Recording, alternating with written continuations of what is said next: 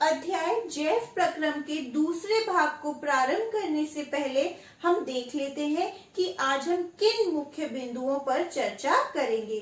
जैसे कि भाग 1 में हम जंतुओं में पोषण के चरण पढ़ चुके थे, आज उसी क्रम को हम आगे बढ़ाते हैं। सबसे पहले हम पढ़ेंगे मनुष्य में पाचन तंत्र, जिसके अंतर्गत हम पढ़ेंगे आहार नाल व विभिन्न पाचक ग्रंथियां। उसके बाद हम पढ़ेंगे दंत क्षय, दंत प्लाग और इसी के बाद हम अपना दूसरा जैव प्रक्रम श्वसन भी शुरू करेंगे। और श्वसन पढ़ने से पहले हम पढ़ेंगे श्वासोच्छ्वास। तो आइए इस भाग को प्रारंभ करते हैं।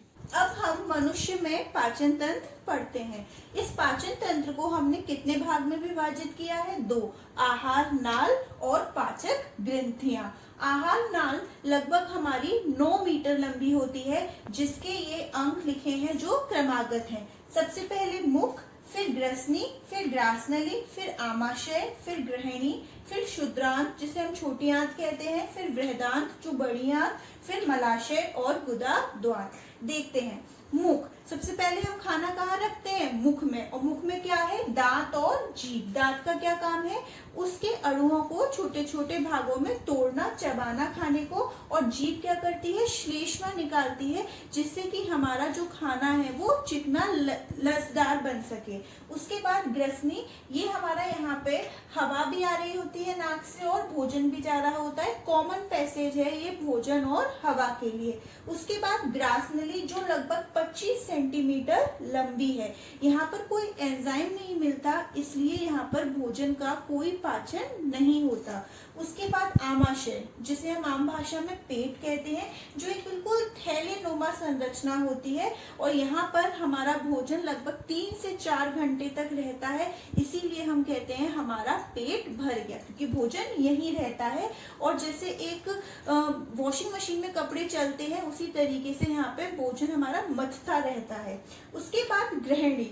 ग्रहणी अगर कहा जाए तो छोटी आंत यानी कि क्षुद्रांत का ही भाग है। ये हमारी छोटी आंत के 3 भाग होते हैं, एक ये और एक ये और एक ये। आप देख रहे होंगे इसका व्यास थोड़ा मोटा है, फिर इसका इससे कम और इसका सबसे कम। नाम क्षुद्रांत, छोटी आंत। नाम सुनने पर लगता है कि ये सबसे छोटा पार्ट होगा हमारे आहार नाल का, लेकिन ऐसा नहीं है। बस इसका नाम इसलिए छोटी आंत है क्योंकि इसका व्यास काफी छोटा है, जबकि ये आहार नाल का सबसे लंबा भाग है। उसके बाद हमारा बृहदांत यानी बड़ी आंत, और इसका जो हमारा व्यास है वो ज्यादा बड़ा है, इसलिए इसको हम कहते हैं बड़ी आंत। फिर हमारा मलाशय, जहाँ पर हमारा अपचित भोज्य पदार्थ क्या रहता है? एकत्रित रहता है। और फिर क्या है? गुदा द्वार, जहाँ वो उससे बाहर निकाल दिया जाता है। और पाचक ग्रंथियों में हम 5 ग्रंथियां पढ़ेंगे। सबसे पहले लार ग्रंथि, जठर ग्रंथि, फिर यकृत, फिर अग्न्याशय और आखिर में क्षुद्रांत ग्रंथि। अब आप पाचन को ठीक से सचित्र समझिए, उसके बाद मैं इसके आपको नोट्स लिखाती हूँ। सबसे पहले हमारा भोजन हमारा कहाँ गया? मुख में। और मुख में हमारे भोजन से किसकी मुलाकात हुई? लार ग्रंथि, जहाँ से कौन सा रस निकला? हमारा निकली लार। उस लार में हमारा जल होता है, श्लेष्मा होता है और एक एंजाइम होता है। मैं आपको बता चुकी हूँ, क्योंकि पाचन में क्या सहायता करते हैं? एंजाइम। और वो हमारे इसमें कौन सा एंजाइम पाया जाता है? टाइलिन, जो हमारे भोज्य पदार्थ कार्बोहाइड्रेट को उसके छोटे तत्व में तोड़ देता है। आप ऐसे समझिए कि हमारे भोज्य में 3 पदार्थ मुख्य होते हैं, आप सभी जानते हैं, कार्बोहाइड्रेट, प्रोटीन और वसा। अगर हमारी थाली में दाल है, चावल है और रोटी है, चावल और रोटी हमारे क्या हो गए? उसमें कार्बोहाइड्रेट। दाल हमारी क्या है? प्रोटीन। और जो उसमें हमने घी का तड़का लगाया वो एक तरीके से क्या है? वसा। तो मुख में केवल किसका पाचन हुआ? हमारा कार्बोहाइड्रेट का। अब हमारा भोजन कहाँ जाएगा? ग्रसनी। ग्रसनी से होते हुए कहाँ जाएगा? ग्रासनली। लेकिन ग्रासनली में पाचन नहीं होता, क्योंकि यहाँ पर कोई एंजाइम उपस्थित नहीं होता। अब हमारा भोजन यहाँ से आते आते कहाँ आ गया? हमारा आमाशय में। अब आमाशय में क्या होता है? जठर ग्रंथियां। बहुत सारी जठर ग्रंथियां होती हैं, जिनसे निकलता है हमारा जल भी होता है, जिसमें 99% और हमारा श्लेष्मा भी होता है और HCl अम्ल होता है, इसीलिए पेट में एसिडिटी बनती है। और उस अम्ल का कार्य क्या है? आमाशय के माध्यम को अम्लीय बनाना, और अगर कोई जीवाणु भोजन के साथ अंदर आ गया है तो उसका भक्षण करना, उसे मारना। और साथ ही यहाँ जो एंजाइम निकलता है वो कौन सा है? आपका पेप्सिन, जो किसमें सहायता करता है? प्रोटीन के पाचन में। क्योंकि देखिए अभी आपका केवल जो कार्बोहाइड्रेट था, रोटी और चावल, उसका पाचन शुरू हुआ था, अभी दाल वैसी ही थी, क्योंकि दाल में क्या है? प्रोटीन, तो उसका पाचन हमारा कहाँ शुरू होगा? आमाशय। आप सरलता से इस तरीके से याद कर सकते हैं, पीपी, पेप्सिन और प्रोटीन। प्रोटीन का पाचन किसने किया? पेप्सिन ने। अब आमाशय से हमारा भोजन कहाँ आ गया? ग्रहणी। ग्रहणी में यहाँ पर दो नलियां हैं, एक तो अग्न्याशय रस निकलता है और यहाँ से यकृत का पित्त रस। सबसे पहले यहाँ पित्त रस आता है, यकृत पित्त रस को बनाता है और पित्ताशय में जाके हमारा पित्त रस एकत्र हो जाता है। जैसे ही हमारा यकृत से पित्त रस यहाँ पे आता है, पित्त रस किसमें सहायता करता है? हमारा वसा का पायसीकरण, यानी वसा के जो अणु हैं उनको छोटे छोटे अणुओं में टूटता है। ये बहुत इंपॉर्टेंट क्वेश्चन है। पित्त रस में कोई एंजाइम नहीं है, उसके बाद भी वो हमारा पाचन में सहायता करता है, क्योंकि वो क्या कर रहा होता है? वसा का पायसीकरण। उसके बाद अग्न्याशय रस निकलता है, और अग्न्याशय रस में कितने एंजाइम होते हैं? 3 एंजाइम होते हैं, जो कार्बोहाइड्रेट, प्रोटीन और हमारे वसा का एक तरीके से पूर्ण पाचन कर देते हैं, अगर अभी भी वो सबसे छोटे अणुओं में नहीं टूटे हैं तो। अभी हम उन एंजाइम के नाम पढ़ेंगे। अब हमारा भोजन कहाँ आ जाता है? हमारा बड़ी आंत। बड़ी आंत क्या करती है? उसको हमारा, उसमें से जो हमारा एक्स्ट्रा कहीं शरीर से बाहर जल ना निकल जाए उसको अवशोषित कर देती है, और फिर यहाँ मलाशय में जो अपचित भोजन होता है वो यहाँ एकत्र हो जाता है, और फिर गुदा द्वार से वो बाहर निकल जाता है। ये जो आपको डायफ्राम दिख रहा है, इसका कार्य क्या है? ये हमारी वक्ष गुहा और उदर गुहा दोनों में एक तरीके से सेपरेशन का काम कर रही है, बता रही है कि ऊपर क्या है? हमारी वक्ष गुहा और नीचे क्या है? हमारी उदर गुहा। अब हम एक एक करके इन ग्रंथियों को डिटेल में पढ़ लेते हैं कि कौन सा रस निकला और उसका क्या काम है और उसमें कौन सा एंजाइम उपस्थित है। थ्योरेटिकली इसको अब हम पढ़ते हैं। तो पहली कौन सी ग्रंथि है? हमारी लार ग्रंथि। हमारे मुख में कितनी जोड़ी लार ग्रंथियां मिलती है? 3 जोड़ी, और जिससे क्या निकलता है? लार निकलती है, और जिसमें निम्न पदार्थ होते हैं, जल तथा श्लेष्मा, और एक एंजाइम होता है, कौन सा? टाइलिन। जल और श्लेष्मा क्या करता है? हमारे भोजन को लसदार तथा गीला बनाता है, जिससे भोजन आसानी से हमारे आहार नाल में प्रवेश कर सके। और मैं बता चुकी थी जैसे कि टाइलिन हमारा एंजाइम किस पे कार्य करता है? भोजन के कार्बोहाइड्रेट यानी मंड पर, और उसको उससे छोटे अणुओं में परिवर्तित कर देता है, यानी मंड को किसमें परिवर्तित कर देता है? शर्करा में। यहाँ आपका एक एनसीईआरटी का क्वेश्चन हो गया कि लार में कौन सा एंजाइम पाया जाता है और उसका क्या कार्य है? तो वो ये कार्य है और वो टाइलिन एंजाइम है। उसके बाद मुख से हमारा भोजन कहाँ आएगा? ग्रास नली में। मैं बता चुकी हूँ ग्रास नली में कोई पाचन नहीं होगा। क्यों नहीं होगा? क्योंकि यहाँ पर कोई एंजाइम नहीं मिलता। अब हमारा भोजन कहाँ आ गया? आमाशय में आ गया, और आमाशय में क्या है? काफी सारी जठर ग्रंथियां। देख लेते हैं। आमाशय में भोजन 3 से 4 घंटों तक रहता है और यहाँ मथता रहता है। आमाशय की दीवार में जठर ग्रंथियां होती हैं, जिससे कौन सा रस निकलता है? जठर रस। और जठर रस में हमारे निम्न तत्व या पदार्थ होते हैं। पहला तो वही जल तथा श्लेष्मा। दूसरा इसमें क्या होता है? HCl अम्ल, हाइड्रोक्लोरिक अम्ल और पेप्सिन एंजाइम। जैसे यहाँ टाइलिन था, यहाँ कौन सा है? पेप्सिन। ये किस किस पाचन में सहायता करता है? प्रोटीन, PP याद करने के लिए इजी रहेगा। प्रोटीन के सहायक पाचन में कौन सहायता करता है? पेप्सिन। जल और श्लेष्मा की मात्रा लगभग हमारे जठर रस में कितनी होती है? 99% तक, और हाइड्रोक्लोरिक अम्ल लगभग हमारा 0.5% तक होता है। इसका कार्य क्या होता है कि ये हमारे आमाशय के माध्यम को एक तो अम्लीय बनाता है, वहां पर जो भोजन है उसको सड़ने से रोकता है, साथ ही जीवाणु को भी नष्ट करता है। तो वही कार्य लिखे हैं और यही आपका एक एनसीईआरटी का क्वेश्चन है कि हमारे आमाशय में अम्ल की क्या भूमिका है। तो क्या भूमिका है? ये भोजन के माध्यम को अम्लीय बनाता है, ये भोजन में उपस्थित जीवाणु यानी बैक्टीरिया को नष्ट करता है और ये भोजन को सड़ने से भी रोकता है। अब ये पेप्सिन एंजाइम ये क्या है? यह एक प्रोटीन पाचन एंजाइम है। आपकी बुक में कई जगह पूछा गया है कि कोई भी दो प्रोटीन पाचन एंजाइम का नाम लिखिए, तो एक कौन सा हो गया? पेप्सिन। ये प्रोटीन को कौन से छोटे अणुओं में तोड़ देता है? पेप्टोन्स। यहाँ पर एक इम्पोर्टेंट नोट है कि यहाँ पे भोजन हमारा मथ रहा है, मैं आपको बता चुकी हूँ। तो मथने के कारण यहाँ पर अब भोजन एक भूरे रंग की लेई जैसी लुगदी में परिवर्तित हो चुका है और उसको हम कहते हैं काइम। तो एक यही इम्पोर्टेंट नोट हो गया। मंथन गतियों के कारण भोजन यहाँ भूरे रंग की लेई जैसी लुगदी में बदल जाता है, जिसे काइम कहते हैं। यहाँ से चले थे, देखिए आप मुख से, मुख में हमारा कार्बोहाइड्रेट मंड का पाचन हो गया, यहाँ आए, यहाँ पे प्रोटीन का हो गया। अब हमारा भोजन कहाँ आ गया है? यहाँ पर गृहिणी में। अब देखते हैं गृहिणी में क्या होता है। यहाँ भोजन सबसे पहले पित्त रस से मिलता है, मतलब यकृत क्या कर रहा था? हमारे पित्त रस को निकाल रहा था, जो कहाँ जाकर एकत्रित हो रहा था? पित्ताशय। बहुत बहुत इंपॉर्टेंट, बच्चों को बहुत कंफ्यूजन होता है इस चीज में कि पित्ताशय बनाता है पित्त रस, नहीं, यकृत बनाता है और वो पित्ताशय में जाकर के एकत्रित हो जाता है। जैसा कि मैंने बताया था कि हमारे पित्त रस में कोई एंजाइम नहीं होता, पर ये वसा का क्या करता है? पायसीकरण, यानी जो वसा है, जो तेलीय अणु है, उनको छोटे विसरणशील अणुओं में परिवर्तित करता है।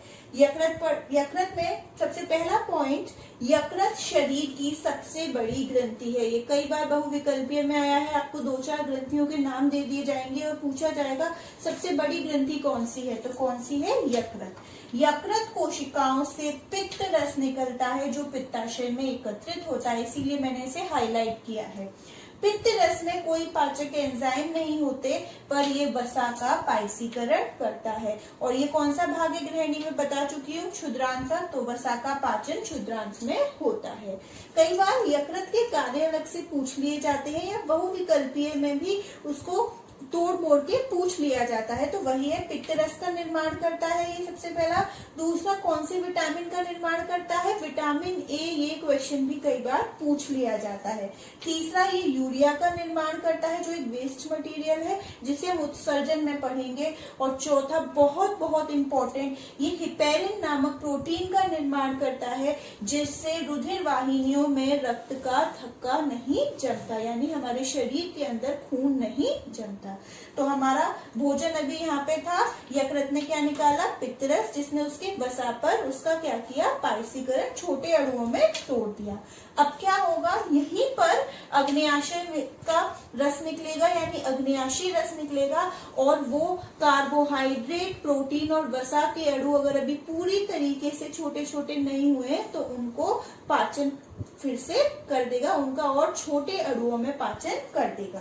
तो नेक्स्ट हमारी ग्रंथि है अग्न्याशय। ये अग्न्याशिक रस निकालती है, जिसमें निम्न एंजाइम होते हैं, बहुत इंपॉर्टेंट है तीनों एंजाइम, ट्रिप्सिन, लाइपेज और एमाइलेज। ट्रिप्सिन क्या कर रही है? प्रोटीन पाचक एंजाइम। और कौन सा था प्रोटीन पाचक एंजाइम? पेप्सिन। एक शॉर्ट ट्रिक बताऊं याद करने के लिए, पीटी उषा, पीटी, पैप्सिन और ट्रिप्सिन दोनों कौन से एंजाइम है? प्रोटीन पाचक एंजाइम। लाइपेज क्या कर रहा है? वसा का पाचन कर रहा है, तो वसा पाचक एंजाइम। और एमाइलेज मंड पाचक एंजाइम।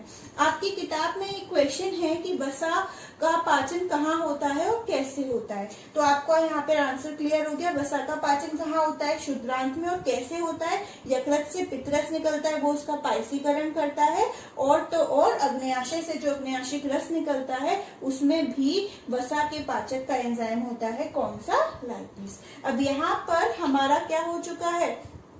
यहाँ पर हमारा ऑलमोस्ट जो पाचन है वो पूरा हो चुका है। पूरा नहीं कहेंगे क्योंकि ये अभी हमारा क्या है, ये पूरा क्षुद्रांत अभी यहाँ पर है। यहाँ आते आते हमारा जो पाचन है वो पूर्ण हो जाएगा। तो अब हमारी नेक्स्ट ग्रंथि कौन सी होगी? क्षुद्रांत ग्रंथियां। यहाँ भोजन का पूर्ण पाचन हो जाता है अंत्र रस की सहायता से। तो वही है क्षुद्रांत ग्रंथियां, ये अंत्र रस का निर्माण करती है, जिनमें उपस्थित एंजाइम सभी पोषक तत्वों का पूरा पाचन कर देती हैं। यानी मंड पूरी तरह शर्करा में कन्वर्टेड हो चुकी है, प्रोटीन पूरी तरह अमीनो अम्ल में परिवर्तित हो चुका है और वसा अम्ल रस ग्लिसरॉल में बदल चुका है। यहाँ हमने पूरा देख लिया, यहाँ से शुरू हुआ और कहाँ तक फिनिश हुआ हमारा, क्षुद्रांत तक। अब एक इम्पोर्टेंट नोट है, क्या होता है कि अंत में बड़ी आंत क्या करती है, जो हमारा यहाँ पे भोजन बना है एक तरीके से, जैसे कि हमने जठर ग्रंथि के बाद, आमाशय के बाद भोजन को क्या कहा था, कायम कहा था। यहाँ पर अब जो भोजन एक लुप्ती सी जो अपचित पूरा भोजन बन के तैयार हुआ है, उसे हम कहते हैं कायल। तो उस भोजन से क्या करती है, दीवारें बड़ी आंतों की जल को अवशोषित कर लेती हैं और फिर अपच भोज पदार्थ को कहाँ स्टोर कर देती है, मलाशय में, जो गुदा द्वार से बाहर निकल जाता है। यही इंपॉर्टेंट नोट है। अंत में बड़ी आंत की दीवार भोजन से कुछ जल अवशोषित कर लेती है और शेष अपचित भोजन को गुदा द्वार से बाहर निकालती है। मैं एक बात बताना चाहूंगी, अक्सर ये क्वेश्चन आता है कि शाकाहारी और मांसाहारी किसमें से क्षुद्रांत किसकी बड़ी होगी और क्यों, या फिर एक ही साइज की होगी। एक्चुअली होता क्या है कि क्षुद्रांत जो शाकाहारी हैं उनकी बड़ी होती है, क्योंकि शाकाहारी क्या खाते हैं, शाक सब्जियां खाते हैं, जिनकी कोशिका भित्ति सेल वॉल किसकी बनी होती है, सेल्यूलोज, जिसका पाचन करना बहुत जटिल है और कठिन है। इसलिए शाकाहारी में क्षुद्रांत की लंबाई अधिक होती है मांसाहारी की अपेक्षा। यहाँ पर कई बार एक क्वेश्चन पूछ लिया जाता है, बकरी या शेर दे दिया तो किसकी लंबी होगी, बकरी की, क्योंकि बकरी क्या है, शाकाहारी। अब आपका एनसीईआरटी का ये लास्ट टॉपिक है पोषण से रिलेटेड, दंत क्षय और दंत प्लाव। नाम से ही पता चल रहा है दांत के बारे में है कुछ। दंत क्षय यानी एक तरीके से दांतों का खराब होना, क्षय होना। और ये क्षय कब होते हैं, जब हमने मीठा खा लिया और हमने टूथब्रश नहीं किया, क्योंकि उस पर क्या हुआ, जीवाणु ने क्रिया किया और क्या बना दिया, अम्ल, जिससे हमारे दांत का इनेमल क्या हो गया, मृदु हो गया, मृत हो गया या फिर क्षय हो गया। यही है दंत क्षय। जब जीवाणु शर्करा पर क्रिया करके अम्ल बनाते हैं तब दांत का इनेमल क्षय हो जाता है, इसे ही दंत क्षय कहते हैं। दंत प्लाक, वो जो उसके पश्चात पीली सी परत जम जाती है, कहते हैं दांत बहुत पीले हैं, तो वो जो पीली परत पड़ी है उसको हमने क्या कहा है, दंत प्लाक। और इससे हम बचने के लिए क्या कर सकते हैं, अपने दांतों की नियमित सफाई, खासकर भोज्य पदार्थ के बाद हमें अपने दांतों को टूथब्रश से साफ करना चाहिए, जिससे कि कोई भी भोजन का कण वहां ना रह पाए।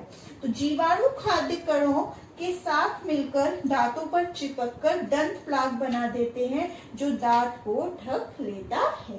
और इससे बचने के लिए हमें भोजन के उपरांत ठीक से दांतों में ब्रश करना चाहिए।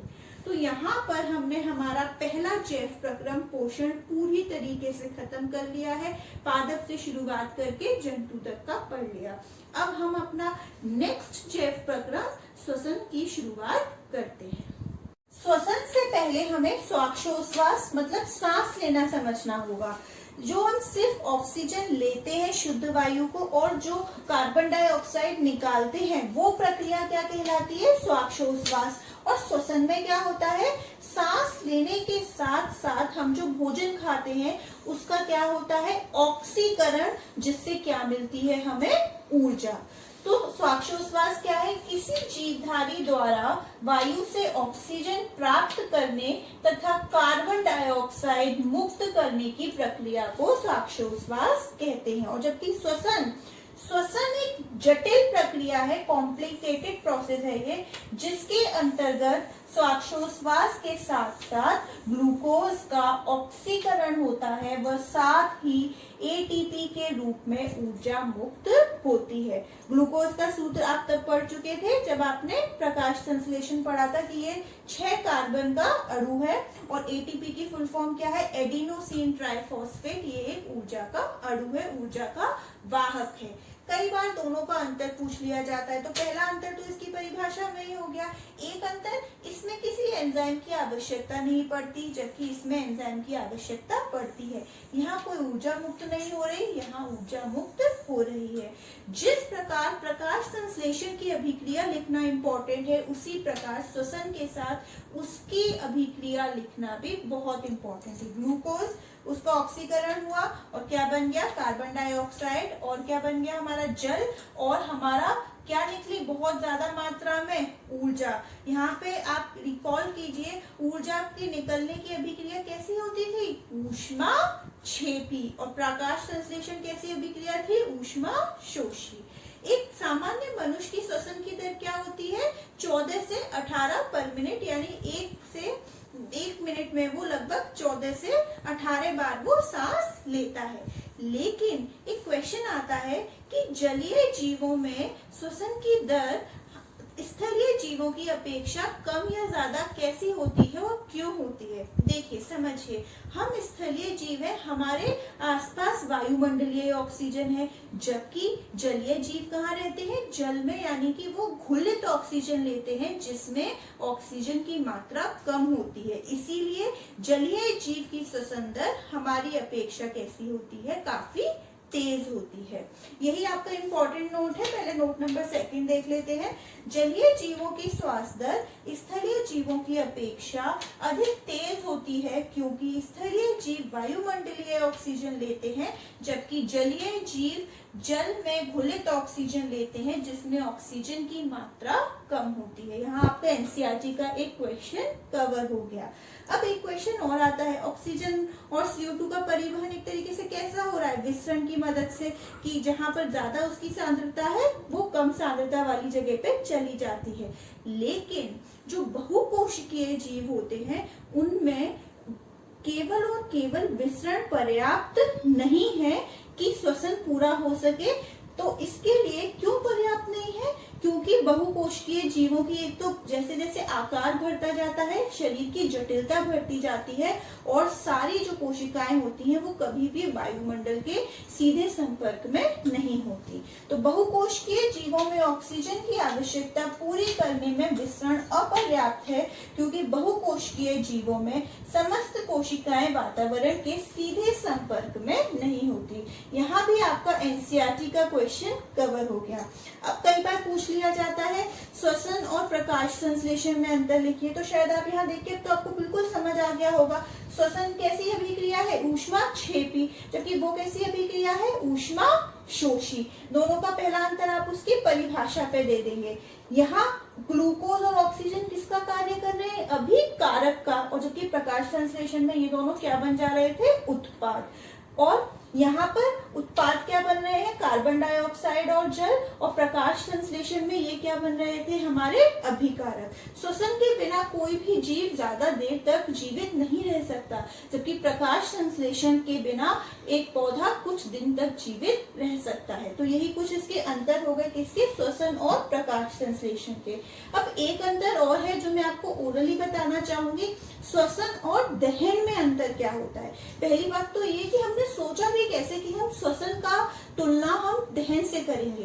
तो आप देखिए, श्वसन में भी ऊर्जा मुक्त हो रही है और दहन में भी तो ऊर्जा या ऊष्मा के रूप में मुक्त हो रही है, क्योंकि वो क्या है, हमारी दोनों ही अभिक्रिया ऊष्माक्षेपी है। बस अंतर क्या है कि श्वसन में एंजाइम की आवश्यकता होती है और ये जीवों में पाई जाती है, जबकि वो कैसी है, हमारा दहन एक भौतिक वातावरण में संपन्न होती है। दहन में जो ऊर्जा है वो एक साथ मुक्त हो जाती है। कोई चीज आपने लकड़ी की जलाई, एकदम से ऊर्जा निकल गई जल के, और जबकि श्वसन में ऊर्जा कई चरणों में निकलती है, वो अभी हम आगे पढ़ेंगे। जबकि एक मुख्य अंतर ये भी हो गया कि हमारे दहन में ऊर्जा किस रूप में निकलती है, ऊष्मा के रूप में या प्रकाश के रूप में, और जबकि श्वसन में हमारी ऊर्जा किस रूप में निकल रही है, एटीपी के रूप में। अब हम इसके आगे नेक्स्ट लेक्चर में अपना कंटिन्यू करेंगे। अध्याय के दूसरे भाग की समाप्ति पर आपको गृह कार्य में इन प्रश्नों को हल करना है। पहला प्रश्न, मनुष्य की 2 पाचक ग्रंथियों के नाम तथा कार्य बताइए। दूसरा, रसांकुर कहाँ स्थित है, इनका क्या महत्व है। तीसरा, हमारे शरीर में वसा का पाचन कैसे होता है। चौथा, लार का मंड पर क्या प्रभाव पड़ता है। और आखिरी प्रश्न, श्वसन को परिभाषित कीजिए।